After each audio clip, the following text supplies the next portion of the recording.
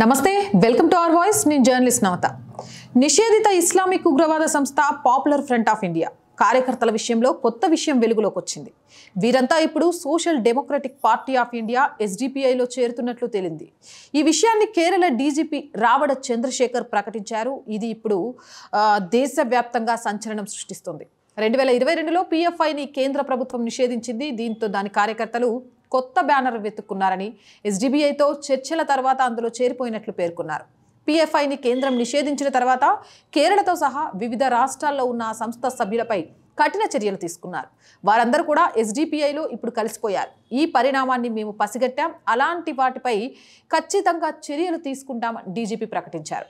ఉగ్రవాద దేశ వ్యతిరేక కార్యకలాపాలకు పాల్పడుతున్నారన్న నేపథ్యంలో కేంద్ర ప్రభుత్వం 2022లో పిఎఫ్ఐని నిషేధించింది.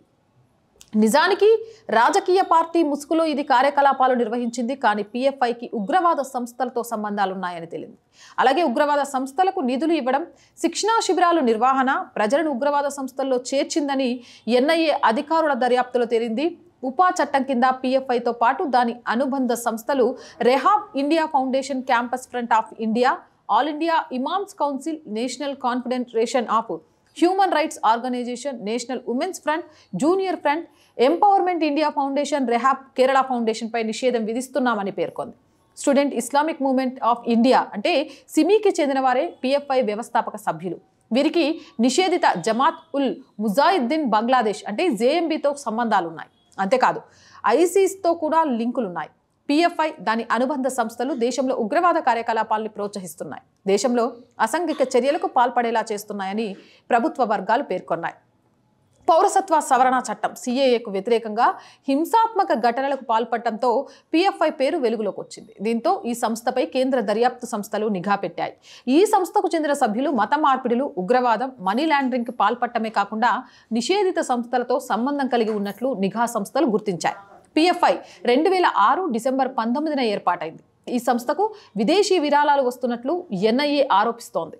మరోవైపు పిఎఫ్ఐని నిషేధించడాన్ని కర్ణాటక హైకోర్టు కూడా సమర్థించింది. ఏదేమైనా దేశ వ్యతిరేక శక్తులను ఈ దేశం నుంచి ఎంత బహిష్కరిస్తున్నా కొత్త రంగు, కొత్త గ్రూపుల్లోకి చేరి ఈ దేశాన్ని వ్యతిరేకిస్తూ ఈ దేశంలో విధ్వంసక సంఘటనలు చేయడానికి సిద్ధమవుతున్నారు అంటే అది భారతదేశ దౌర్భాగ్యం అనుకోవాలి. అలాంటి వాళ్ళని ఇంకా ఈ దేశంలో పెట్టి మేపుతున్నందుకు. అవునంటారా కాదంటారా?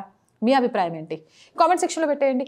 మోర్ వీడియోస్ కోసం ఆర్ వాయిస్ ఛానల్ని వెంటనే సబ్స్క్రైబ్ చేయండి. చాలామంది వీడియోస్ చూస్తున్నారు బట్ సబ్స్క్రైబ్ చేయడం మర్చిపోతున్నారు. So please subscribe our channel. Content బాగుంది అనిపిస్తే లైక్ చేయండి, షేర్ చేయండి. దానివల్ల మన వీడియోస్ వైరల్గా మారతాయి.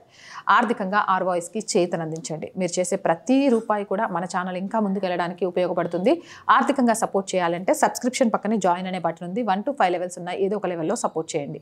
లేదా స్క్రీన్ మీద గూగుల్ పే, ఫోన్పేతో పాటు అకౌంట్ డీటెయిల్స్ ఉన్నాయి. మీకు తోచిన సహాయాన్ని అందించవచ్చు. వ్యాపార ప్రకటనల కోసం 8328 వ్యాపార ప్రకటనల కోసం 8328500576 నెంబర్ని సంప్రదించండి. జై హింద్, జై భారత్.